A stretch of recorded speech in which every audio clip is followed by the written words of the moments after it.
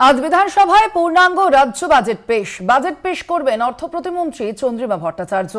2026 সালের বিধানসভা নির্বাচনের আগে শেষ পূর্ণাঙ্গ বাজেট। বর্তমান সরকারের এই শেষ পূর্ণাঙ্গ বাজেট এবং শেষ পূর্ণাঙ্গ বাজেটের অভিমুখ ঠিক কোন দিকে, সেদিকেই তাকিয়ে রাজ্য। আপনাদের জানিয়ে রাখি, আজই বাজেট পেশ হবে। আপনারা জানেন যে সামনে অর্থাৎ 2026 সালেই কিন্তু নির্বাচন রয়েছে এবং সেই নির্বাচনের আগে, বিধানসভা নির্বাচনের আগেই শেষ পূর্ণাঙ্গ বাজেট এই সরকারের, এবং আজ সেই বাজেট পেশ করবেন রাজ্যের অর্থ প্রতিমন্ত্রী চন্দ্রিমা ভট্টাচার্য। 2026 সালের বিধানসভা নির্বাচন রয়েছে এবং সেই বিধানসভা নির্বাচনের আগেই বাজেট পেশ করা হবে আজ। অবশ্যই সেখানে একাধিক যে প্রশ্ন, একাধিক যে বিষয় সামনে আসবে, রাজ্য কিভাবে তার বিভিন্ন ঘাটতি, সেই ঘাটতিগুলির সঙ্গে মোকাবিলা করে, সেই বিষয়টিও অবশ্যই লক্ষ্য করা যাবে। একই সঙ্গে রাজ্যের যে বিভিন্ন ক্ষেত্রে প্রকল্প রয়েছে সেগুলোর সঙ্গেও অবশ্যই সামঞ্জস্য বিধান করতে হবে এই বাজেটে। অবশ্যই দেখার সেদিকে কিভাবে সেই সামঞ্জস্য বিধান করা যায়। আরো বিস্তারিত জানবো, আমাদের সঙ্গে ফোন লাইনে রয়েছেন প্রতিনিধি দেবাশিস সেনগুপ্ত। দেবাশিস দা, কি জানা যাচ্ছে আজ এই যে বাজেট অধিবেশন রয়েছে, এই বাজেট পেশ করবেন অর্থ প্রতিমন্ত্রী চন্দ্রিমা ভট্টাচার্য, কোন সময় থেকে তা শুরু হবে এবং আজ মূলত কোন কোন বিষয়গুলিতে রাজ্য সরকারকে জোর দিতে হবে, কি মনে হচ্ছে? দেখো, মূলত এই 25-26 অর্থবর্ষে অর্থাৎ বলা যেতেই পারে যে এই সরকার অর্থাৎ তৃণমূল কংগ্রেসের এই সরকারের এটাই হচ্ছে শেষ পূর্ণাঙ্গ বাজেট। যদিও পরবর্তী বছরে ভোট, 2026-এ ভোট, এবং সেই সময় ভোট অফ অ্যাকাউন্টস পাস করাবে, ধরা দিতে পারে এটাই কিন্তু এই সরকারের এই বছর এই টার্মের ক্ষেত্রে কিন্তু শেষ পূর্ণাঙ্গ বাজেট।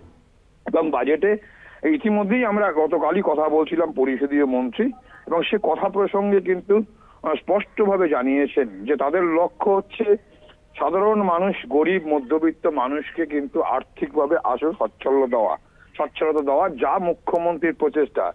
জানেন যে ইতিমধ্যেই মুখ্যমন্ত্রীর একাধিক প্রকল্প কিন্তু বিশ্ববন্দিত হয়েছে, যেমন রয়েছে কন্যাশ্রী, লক্ষ্মীর ভান্ডার থেকে শুরু করে একাধিক প্রকল্প, এবং যেগুলো মমতা বন্দ্যোপাধ্যায় মুখ্যমন্ত্রীর নিজস্ব মস্তিষ্কে পোষিত।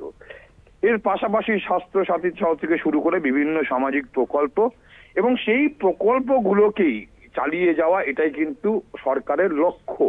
এবং এর পাশাপাশি কিন্তু বেশ কিছু পরিকাঠামো উন্নয়নের ক্ষেত্রেও কিন্তু আমরা দেখেছি আর্থিক বরাদ্দ বেড়েছে, কৃষি ক্ষেত্রে বরাদ্দ বৃদ্ধি হয়েছে, বেশ কৃষি ক্ষেত্রে বেশ কয়েকটি বিষয় দেশের অন্যান্য রাজ্যের থেকেও কিন্তু এগিয়ে রয়েছে রাজ্য, যেমনটা কিনা এগিয়ে রয়েছে 100 দিনের কাজের ক্ষেত্রেও। যদিও জানিয়ে রাখি যে এক্ষেত্রে কিন্তু কেন্দ্রের আর্থিক বঞ্চনা রয়েছে, যা কিন্তু রাজ্যপাল তার এই বাজেট অধিবেশনের শুরুতেই কিন্তু তিনি নিজেও স্বীকার করেছেন যে কেন্দ্রের বঞ্চনার কথা। রাজ্যের যে পাওনা ইতিমধ্যেই 1,75,000 কোটি টাকা না দেওয়া সত্ত্বেও রাজ্য তার আর্থিক সীমাবদ্ধতার মধ্যেও কিন্তু কেন্দ্রের অনেক প্রকল্প কিন্তু রাজ্য চালিয়ে যাচ্ছে, যাতে কিন্তু কেন্দ্রীয় কন্ট্রিবিউশন অর্থাৎ কেন্দ্রীয় সহযোগিতা থাকার কথা, তাও কিন্তু কেন্দ্র দিচ্ছে না। কিন্তু রাজ্য কিন্তু সেই সমস্ত প্রকল্পগুলো বন্ধ করেনি। অর্থাৎ বলা যেতে পারে একদিকে যেমন 2026-এর নির্বাচন, সেই 26-এর নির্বাচনকে মাথায় রেখে যেমন সাধারণ মানুষ, মধ্যবিত্ত মানুষ, গরিব মানুষের প্রত্যাশা রয়েছে এই সরকারের কাছে, কেন এই যে একাধিক সামাজিক প্রকল্প কিন্তু মানুষের প্রত্যাশা বাড়িয়েছে, রাজ্যবাসীর প্রত্যাশা বাড়িয়েছে। সেই জায়গায় সকলেরই চোখ থাকবে আজকে বাজেটের দিকে, এবং সেক্ষেত্রে কিন্তু অর্থমন্ত্রীর কিন্তু এই চিন্তাটাও থাকবে যে সাধারণ মধ্যবিত্ত মানুষের কথা মাথায় রেখে বেশ কিছু প্রকল্প তিনি আনতে পারেন, বা এই প্রকল্পে আরো ব্যয় বৃদ্ধি করতে পারে। এবং এই সরকার আসার পরে মুখ্যমন্ত্রী যে দৃষ্টিভঙ্গি ছিল কর্মসংস্থান করা, শিল্প স্থাপন করা, দেখেছি কিছুদিন আগেই কিন্তু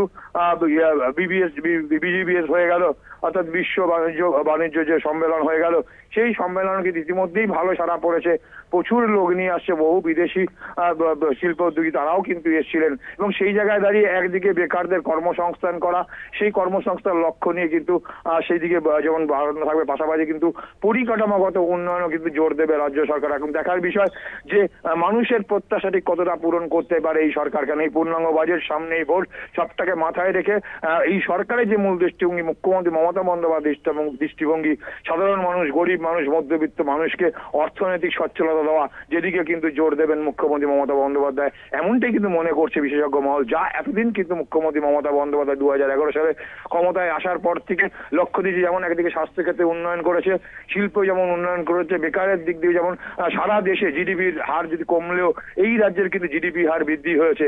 সারা দেশে কর্মসংস্থান সংকুচিত হলেও কিন্তু পশ্চিমবঙ্গে যদি দেখা যায় যে সেই কোভিড কালের পরেও কিন্তু দেখা গিয়েছে সারা দেশে যখন বেকারত্ব বেড়েছে এবং যখন কর্মসংস্থানের হার কমেছে, এই রাজ্যে কিন্তু কর্মসংস্থানের হার বেড়েছে। এটাই কিন্তু প্রত্যক্ষ করা গেছে। সব মিলিয়ে সাধারণ গরিব মানুষ বা মধ্যবিত্ত মানুষ, রাজ্যের মানুষের কিন্তু বাজেট, অর্থাৎ এই রাজ্যের এই বাজেটের প্রত্যাশা কিন্তু তারা কিন্তু চোখ দিয়ে থাকবে যে ঠিক কি বাজেট পেশ করে। 2026-এর কথা নির্বাচনকে মাথায় রেখে যেমন একদিকে মানুষের প্রত্যাশা আরো বাড়ছে, সরকারের কাছে প্রত্যাশা কিন্তু ক্রমেই বেড়ে চলেছে, কারণ একাধিক সামাজিক প্রকল্প মানুষের হৃদয়ে কিন্তু জায়গা করে নিয়েছে। মুখ্যমন্ত্রী মমতা বন্দ্যোপাধ্যায়ের যে সমস্ত প্রকল্পগুলো, সেই জায়গায় বলতে গেলে যে মানুষের কিন্তু প্রত্যাশা দিনের পর দিন বাড়ছে এই পশ্চিমবঙ্গের বাংলার সরকারের উপরে। একদমই, অবশ্যই আমাদের আজকের এই বাজেটের দিকে নজর থাকবে। আপাতত ধন্যবাদ তোমায়। আমরা কথা বলছিলাম, ফোন লাইনে ছিলেন প্রতিনিধি দেবাশিস সেনগুপ্ত। আজ বিধানসভায় পূর্ণাঙ্গ রাজ্য বাজেট পেশ করবেন অর্থ প্রতিমন্ত্রী চন্দ্রিমা ভট্টাচার্য, এবং এই বাজেটের দিকে অবশ্যই রাজ্যবাসী তো নজর রাখবেই, কারণ সামনেই রয়েছে বিধানসভা নির্বাচন, 2026-এই রয়েছে পশ্চিমবঙ্গে বিধানসভা নির্বাচন, এবং একেবারে তার ঠিক আগেই আজকের এই বাজেট পেশ করবেন অর্থ প্রতিমন্ত্রী চন্দ্রিমা ভট্টাচার্য। অবশ্যই সেই বাজেটে একাধিক প্রশ্ন সামনে আসছে এবং সেই প্রশ্নগুলো, সেই সমস্যাগুলোর কিভাবে সমাধান করা যাবে সেই বিষয়টিও কিন্তু যথেষ্টই গুরুত্বপূর্ণ। আপনাদের জানিয়ে রাখি, আজই রাজ্য বাজেট পেশ করবেন অর্থ প্রতিমন্ত্রী চন্দ্রিমা ভট্টাচার্য। অবশ্যই আমাদের নজর রয়েছে সেদিকে। সেখানে একাধিক যে বিষয়, সেই একাধিক যে সমস্যা, সেই সমস্যাও যেমন বারংবার উঠে এসেছে। অর্থাৎ আমরা বারংবার দেখেছি যে বিরোধীরা যে বিষয়টি নিয়ে সরব হয়েছে যে রাজ্যের দুর্বল আর্থিক স্বাস্থ্য রয়েছে, এবং সেই আর্থিক স্বাস্থ্যর সঙ্গে যে বিপুল পরিমাণ খরচ রয়েছে, সেই খরচের মধ্যে যে একটা সামঞ্জস্য বিধান, অবশ্যই সেই সামঞ্জস্য বিধান করতে হবে আজকের এই বাজেটে। অবশ্যই সেই কারণেই আরো বাড়তি নজর রয়েছে রাজ্যবাসীর এবং অবশ্যই বিশ্লেষক মহলে আজকের এই বাজেটের দিকে।